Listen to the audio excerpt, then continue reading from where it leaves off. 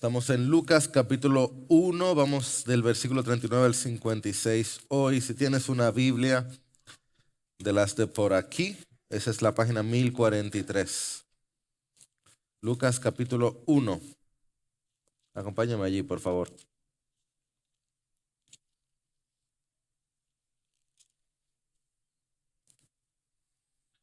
Lucas 1, tenemos una buena porción delante de nosotros, es el conocido Magnificat de María.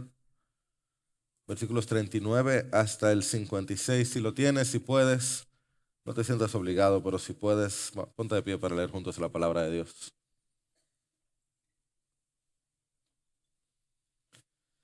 Y recuerda esto sí es muy importante que lo tomes en cuenta, que ahora se escucha español, se escuchan nuestras voces, pero lo que estamos leyendo y oyendo es la palabra de Dios. Esto es lo que Dios tiene para decirnos.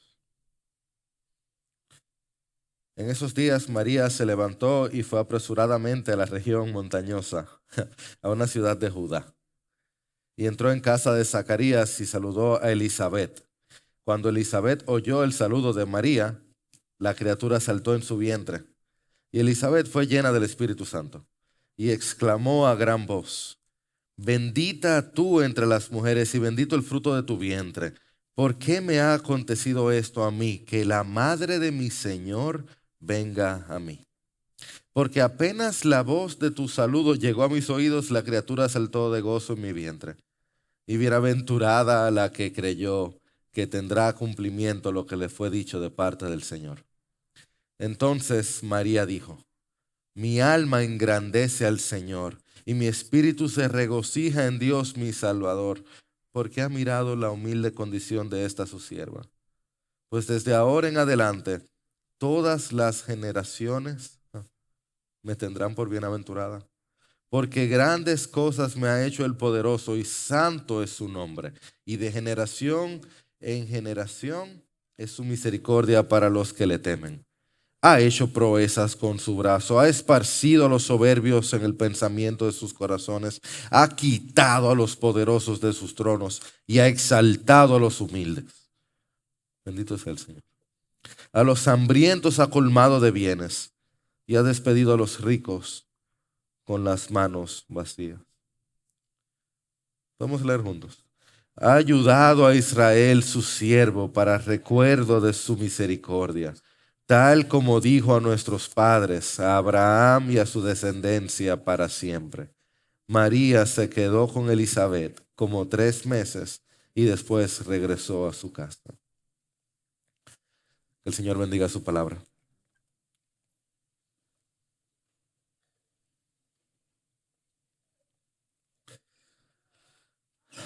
Señor, es difícil poner en palabras lo que tú has hecho en la historia de 66 libros. Y de ahí la historia de la humanidad, la historia de la creación. Pero muchos de nosotros, yo creo que anual, lloramos cuando pensamos lo que tú has hecho en nuestras vidas. ¿Alguien puede decir amén a eso? Lo que tú has hecho en mi vida, Señor. Tú sabes lo que yo era sin ti. Y digo era porque yo nunca voy a estar sin ti. Nunca voy a estar sin ti. ¿Alguien dice amén a eso? Yo te ruego, Señor, que tú hagas ese Magnificat de María. Mi alma engrandece al Señor. Que tú lo hagas mío en esta mañana. Yo quiero que mi alma se haga bien grande en ti y hable bien grande de ti y te bendiga bien grande con toda mi vida, con todo mi ser. Porque lo que tú haces no tiene comparación, Señor. No hay Dios como tú. Los ángeles se postran y se cubren porque se quedan anonadados. Los hombres, Señor, cuando no estamos hablando bien de ti, estamos hablando disparates. No hay Dios como tú, que vino a buscarnos. Bendito sea tu nombre, Dios. Amén y amén.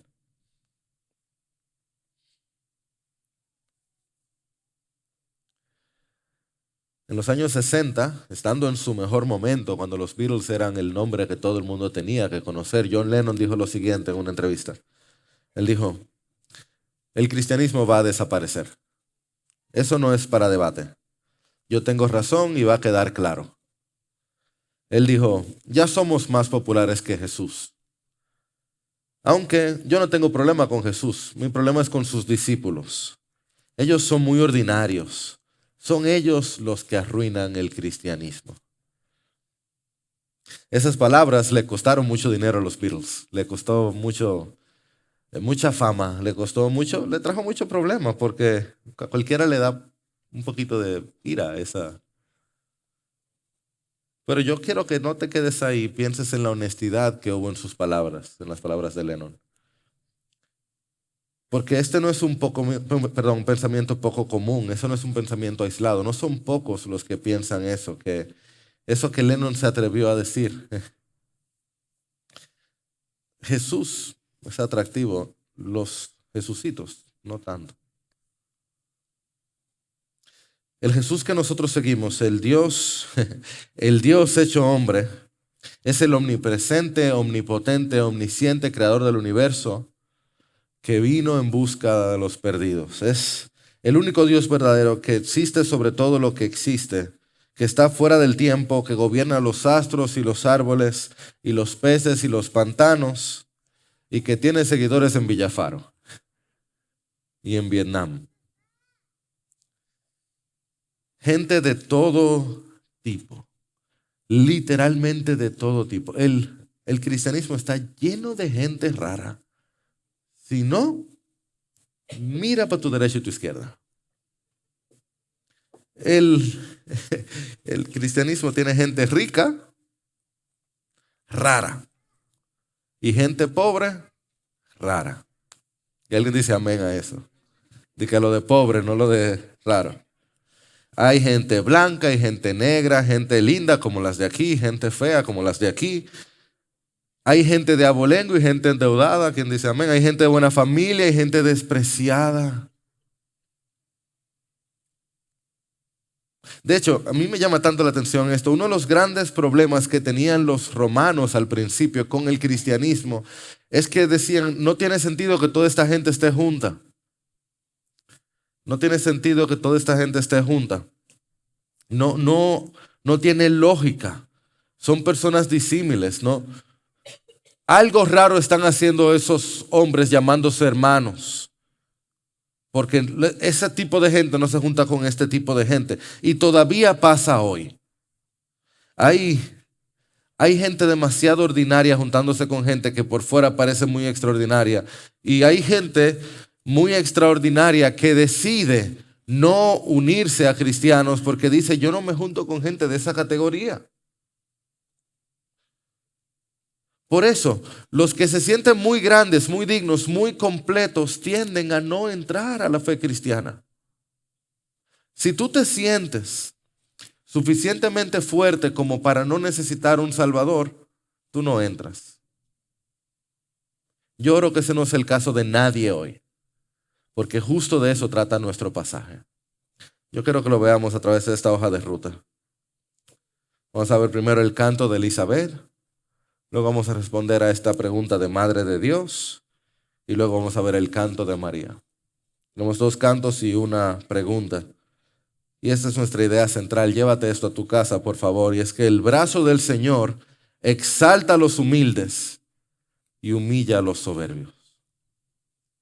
El brazo del Señor exalta a los humildes y humilla a los soberbios.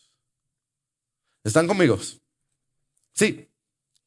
Súper, entonces, veamos primero el canto de Elizabeth.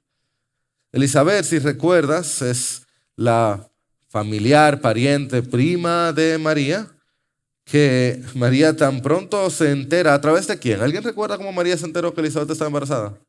A través del ángel ella se entera que está embarazada y ella entonces sabiamente va apresuradamente a donde está su prima, a la región montañosa, una ciudad de Judá. Y entra en casa de Zacarías y viene, oigan, presten atención a esto, y viene y saluda a Elizabeth. Elizabeth oye el saludo de María y la criatura, ¿qué criatura? ¿Alguien recuerda cómo se llama esta criatura?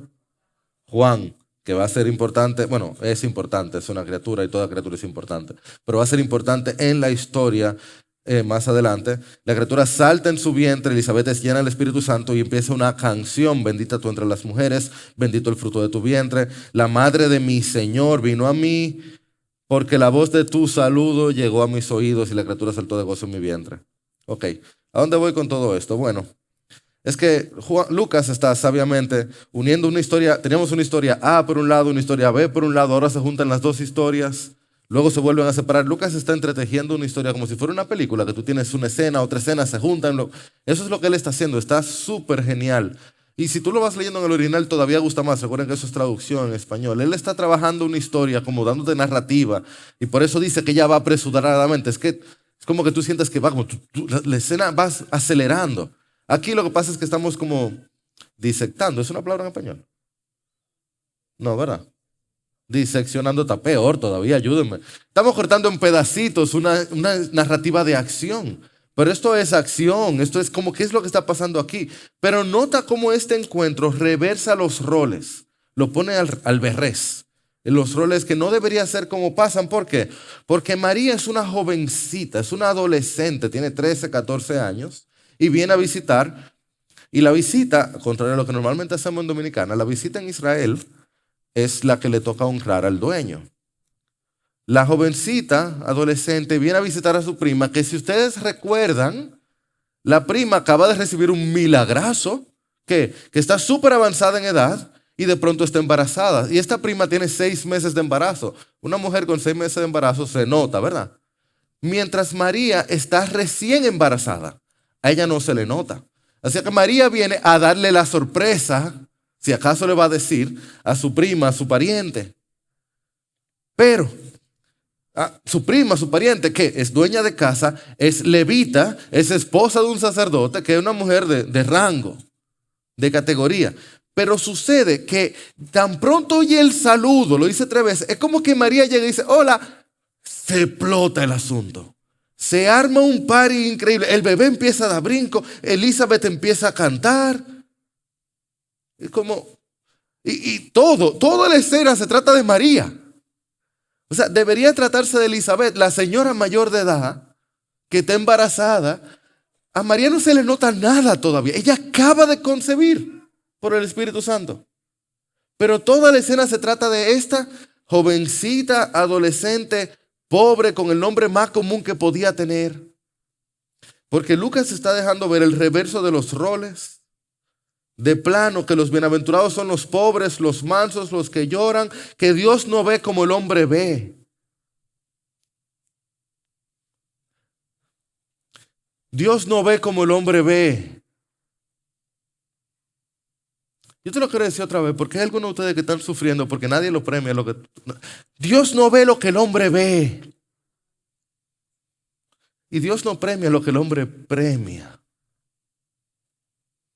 Porque Elizabeth, que hace toda esta parafernalia con su prima, viene y dice, ay, presten atención aquí, por favor, iglesia. Bienaventurada, la misma palabra para feliz, dichosa. No bendecida, no es bendecida que le dice, es feliz, dichosa, bienaventurada. ¿Recuerdan bienaventuranzas? Bendecida, sí, pero feliz, dichosa, la que creyó. Yo quiero que ustedes recuerden que Elizabeth tiene un esposo mudo en el cuarto de al lado, porque se le apareció el mimito ángel y le dio una promesa muy similar. Y aquel dijo, no sé, Rick, perdón, no sé, Gabriel, parece falso. Y ella viene y le dice, bienaventurada, feliz, dichosa la que creyó. Así que ella canta desde adentro y le dice, esta niña es especial, qué dichosa, pero no por lo que eres, sino por lo que has creído. Lo especial de María fue su fe. Y el gran regalo que Dios nos dio a través de esa fe. Porque en el Evangelio la justicia de Dios se revela por fe y para fe. Como está escrito, el justo por su fe vivirá. La fe por definición no es una obra, pero se nos da para bendición. La razón detrás de todo esto es este verso que es de los versos más claves que tenemos en toda la Escritura. ¿Por qué me ha acontecido esto? Que la madre de mi Señor venga a mí. Eso solo puede ser revelado por el Dios del cielo. Que el bebé por nacer era el Salvador del mundo.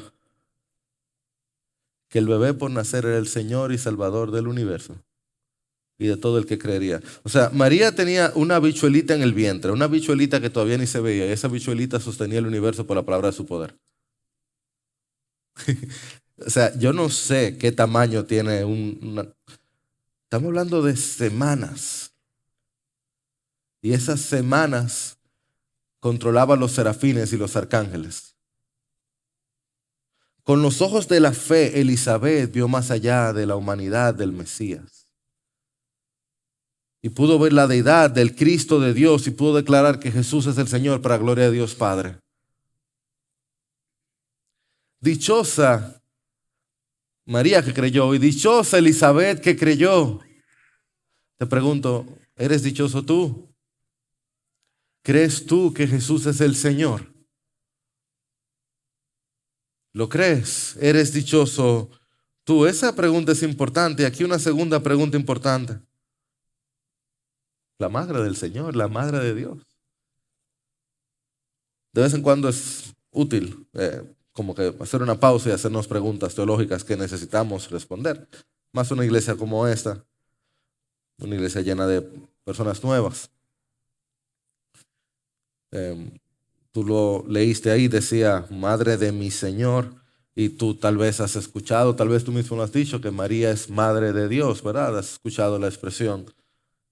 En ese mismo texto, en ese mismo tono, bajemos la velocidad y preguntémonos a qué se refiere que María es madre de Dios. Es un término parte de la iglesia desde bien temprano en la historia de la iglesia. Esto no es algo que se empezó a decir desde una denominación u otra, desde mucho antes de las denominaciones. Madre de Dios es un término que acompaña a la iglesia. Es conocido como Theotokos en griego o Deipara en latín. Ahora veremos por qué. El griego o el latín se usan porque son los idiomas en los que se creó el idioma de la iglesia. La iglesia oriental o occidental, donde justo después de la muerte de los apóstoles hablaba griego o latín. Y los términos que usamos, por ejemplo, Trinidad, Trinitas del latín, persona de las tres personas de Dios, todo eso se escribió en griego o en latín. Por eso usamos esos idiomas. Entonces, el Concilio de Calcedonia, no se me duerman, documento importantísimo de la iglesia, dice lo siguiente, que sobre Jesús Él es verdadero Dios y verdadero hombre, consustancial con el Padre en cuanto a su naturaleza divina, consustancial con nosotros en cuanto a su naturaleza humana, semejante a nosotros, pero sin pecado, engendrado por el Padre en la eternidad en cuanto a su naturaleza divina. Sin embargo, esta parte es importante, por nosotros y nuestra salvación, nacido de la Virgen María, la Madre de Dios o Theotokos en cuanto a su naturaleza humana. Este concilio es del 451 que solidifica algo que se utilizó en el 431, que es el lenguaje que se usaba desde el segundo siglo, que María, la Virgen, es madre de Dios. Y tú dirás, pero Dios no tiene madre. No, Dios no tiene madre. Pero Jesús es Dios. Y Jesús tiene madre. Entonces, cuando se dice que María es madre de Dios, el asunto no se trata de María, se trata de Jesús. Y por eso el término que es un poquito más útil, pero ninguno de nosotros, o creo que ninguno de nosotros habla latín o griego, el término original es Theotokos en griego o Deipara en latín, que era el lenguaje que ellos usaban, que literalmente quiere decir aquella que dio a luz a aquel que es Dios. Ese es el término textual, Theotokos, o en griego, Deipara, latín, aquella que dio a luz a aquel que es Dios. Pero como uno no habla griego o latín, en español el lenguaje que se usa es Madre de Dios. Y hubo alguna controversia, por supuesto. Yo sé que a algunos le hace ruido Pero lo que está diciendo este término de que María, madre del Señor o madre de Dios, es que el bebé que nacería es todo Dios. No es más o menos Dios, no es que una parte de Jesús es Dios y una parte no. No es que se volvería Dios si cumple ciertos requisitos. Todo lo que Jesús es Dios. Que el Logos, la segunda persona de la Trinidad, habitó verdaderamente, se encarnó verdaderamente, que todo Jesús es Dios. No son dos personas en una. No es la persona de Dios y la persona, no. Es una sola persona. Jesús es Dios, que tiene dos naturalezas, la naturaleza humana y la naturaleza divina. Y eso es así para siempre. Jesús es Dios. Yo no estoy diciendo será Dios o fue Dios. Él es Dios y Jesús también es hombre. Y María, por tanto, es madre de Dios. Ahora, eso no significa que María fue sin pecado o que es sin pecado. Para nada. Ni la Escritura dice lo contrario. Sigue leyendo Lucas, lo seguiremos haciendo si estás aquí y te vas a dar cuenta que no fue el caso. Ni la historia de la iglesia, ni la Escritura te enseña algo así. María fue una mujer de fe, una jovencita ejemplar. Hay más de eso. Y gloria a Dios por su fe. Y ella fue una recipiente de gracia. Ella recibió gracia y gloria a Dios por eso. Porque Dios hace cosas que no podemos entender.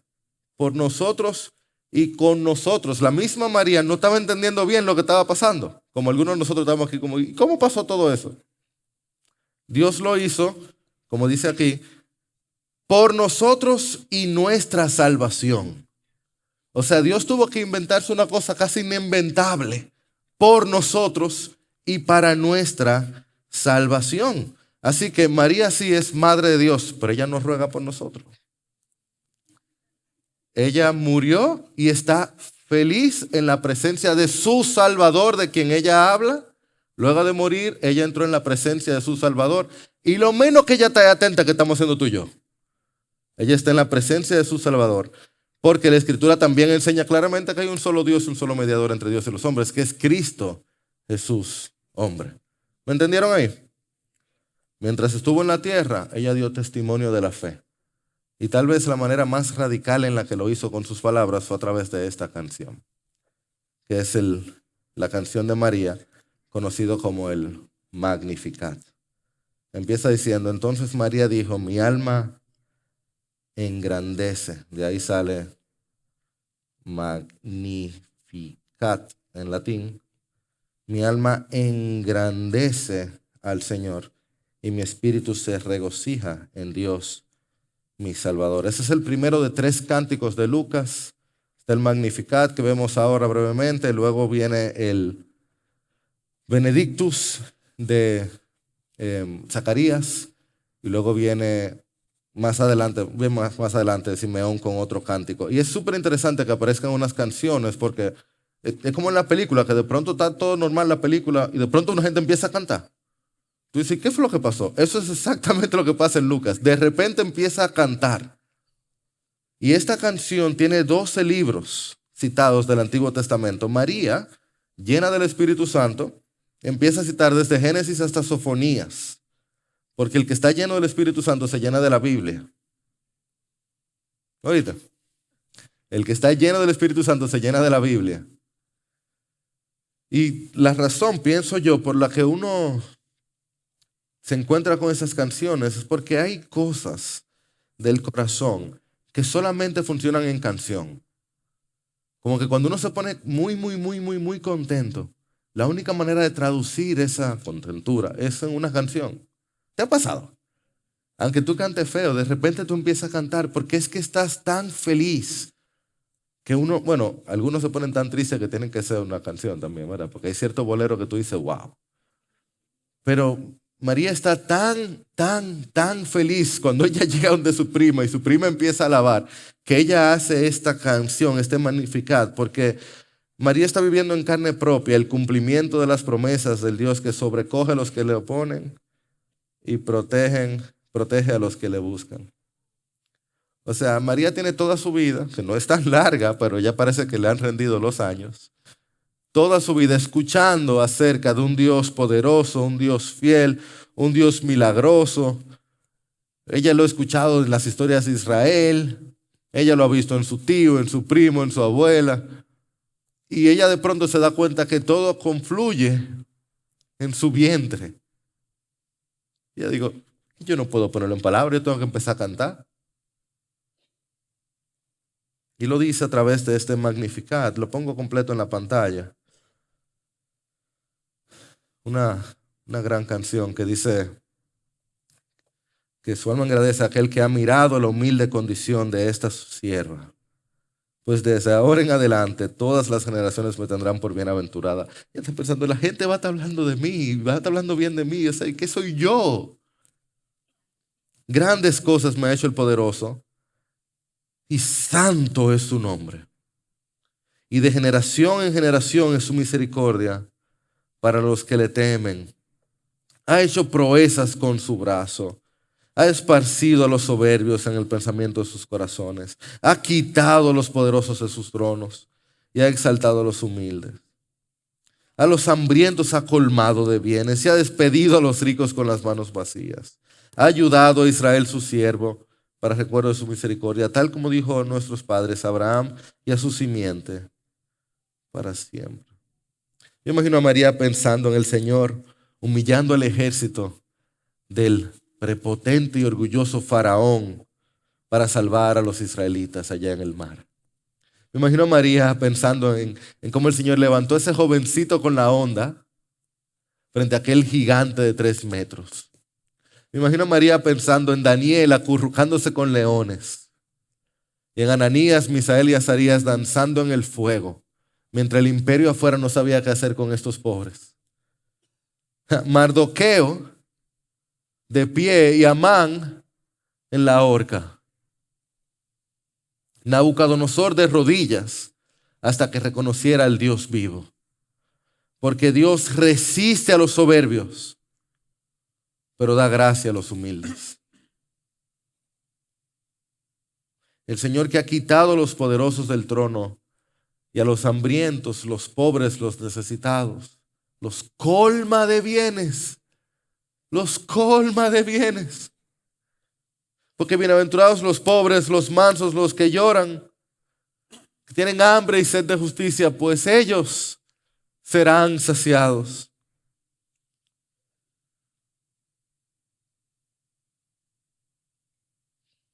¿Quién más los saciaría? Si a los pobres los echamos para el lado. Nadie lo quiere. Dios dice, yo los amo.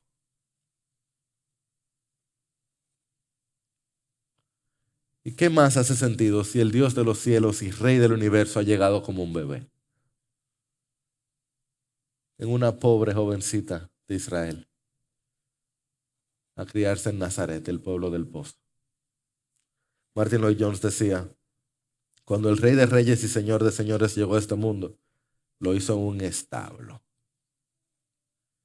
Gracias a Dios, esto es evangelio, esto es salvación, Dios poniendo el mundo patas arriba. Invirtiendo todo lo que alguna vez hemos pensado, todo lo que nos trajo orgullo. El poderoso lo bajará de su asiento. Él lo ha hecho, Él lo sigue haciendo. Que cualquier hombre se levante y diga que va a gobernar para ser el Dios de todo el mundo. No tienes que temer, será derribado. Todos los dictadores han caído, todos lo harán. Finalmente el diablo y todo lo que le pertenece descenderá al lago de fuego y será destruido para siempre. El Hijo del Hombre ha venido al mundo justo para él.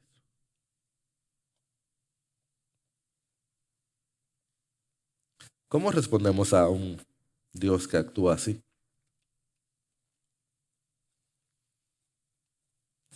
Yo no sé dónde estás. En una audiencia como esta, estoy seguro que hay algunos que están en su punto. O sea, tú sabes lo que he bendecido. De verdad que tú estás caminando en las nubes. Oye, Dios te bendiga, gracias, dame un chin. Recibiendo milagro, bendición tras bendición, tú estás que no te lo crees, te sientes que eres más grande que Jesús. En esta historia había una que estaba así, yo no sé si te diste cuenta, una estaba así en esta historia, ¿quién? Elizabeth. Elizabeth estaba en su casa, embarazada a los sé cuántos años. Bien. Y tan pronto llegó su Señor, ¿ella qué hizo? Adorar, postrarse, reconocer, alabar, creer. Porque no es que Dios quiere quitarle a los ricos. ¿Tú sabes cuánto tiene Dios? O sea, no hay comparación. Él no necesita quitarte para bendecir a otro. Él necesita quitarte para bendecirte a ti. ¿Qué tal si tú, en vez de tener que ser afligido, crees? ¿Qué tal si crees? ¿Qué tal si sales de aquí dichoso y te das cuenta antes de tener que ser quebrantado y reconoces al Dios del cielo que quiere ser tu Salvador y Señor? O tal vez estás aquí quebrantado ya. Debilidad, aflicción, enfermedad se han vuelto tus vecinos. En el 2A está debilidad, en el 2B está aflicción y arriba de ti, dolor. Tiene 3 niños que se la pasan jugando arriba de ti. No te dejan ni dormir. Nuestro Señor te entiende. Él vivía ahí también. Él vino como un bebé. El Dios de cielo y tierra vino como un bebé. A un establo, lo vamos a ver. Y lo grande es que Él viene en gracia, verdad, en humildad, a que lo traten como un incomprendido. Yo leo los evangelios, si no me encuentro un lugar donde a Jesús lo comprendan. En cada corito, en cada ambiente, sus mejores amigos, nadie lo comprendía. ¿Tú sabes que en todos los lugares donde Él estaba nadie lo comprendía? Cuando estaba en oración y lo molestaban siempre. Y si estaba durmiendo lo levantaban. Él te entiende que siendo humilde murió como un orgulloso, siendo justo murió como un culpable, siendo santo murió como un pecador. Y Él siendo extraordinario, Él viene y toma gente ordinaria como tú. Te dice, ven al lado mío, ven. Yo te recibo. Ah, sí, siendo extraordinario, Él resucitó con poder y majestad. Así que yo no sé dónde estás. Si estás dispuesto a humillarte, a bajar tu cabeza y doblar tus rodillas, Él te recibe. Si estás dispuesto a reconocer lo que eres, Él te da más. Pero tienes que creer, tienes que doblarte y tienes que agradecerlo. ¿Lo harías? Bendito sea el nombre del Señor. Cristo Jesús, Rey, Rey, Rey, Salvador. Nosotros te alabamos hoy. Si lo alabas, pudieras ponerte de pie. Nosotros te alabamos hoy. Porque no hay como tú que tomas al humilde, al pobre, y lo colmas de bienes. Y al orgulloso y al soberbio tú lo aplastas. Al rico lo envías con manos vacías. Señor, que nadie salga de aquí con manos vacías. Rey sobre todo, no hay nadie como tú. Yo te ruego, Señor, que esta es una iglesia que esté dispuesta a reconocer lo que somos. Y que nuestra alma engrandezca al Salvador y Señor. El único que es digno. El único que estuvo dispuesto a recibirnos. Que nos dice la verdad. Y que luego de morir nos mostró ser el camino, verdad y vida. El Rey que resucitó, a ti sea toda la gloria. En tu nombre, Dios. Amén y amén.